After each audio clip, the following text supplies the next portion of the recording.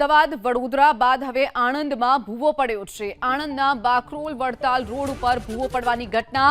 બાકરોલ તળાવ પાસે મુખ્ય માર્ગ પર ભૂવો પડ્યો છે। ભૂવાના કારણે પાણી ભરેલું ટેન્કર ફસાઈ જવાની પણ ઘટના બની। થોડા સમય પહેલા જ માર્ગ બનાવનાર કોન્ટ્રાક્ટરની કામગીરી ઉપર સવાલો ઊભા થયા છે। જે રસ્તો આપ જોઈ રહ્યા છો જ્યાં ભૂવો પડ્યો છે, થોડા સમય પહેલા જ આ રસ્તો બનાવવામાં આવ્યો છે, જેના કારણે કોન્ટ્રાક્ટરની જે કામગીરી છે, જે ભૂમિકા છે, તેને લઈને અહીંયા અનેક સવાલો ઊભા થઈ રહ્યા છે।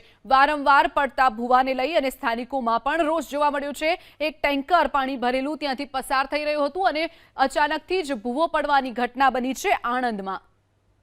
અમદાવાદ વડોદરા બાદ હવે આણંદમાં ભૂવો પડ્યો છે। આણંદના બાકરોલ વડતાલ રોડ ઉપર ભૂવો પડવાની ઘટના।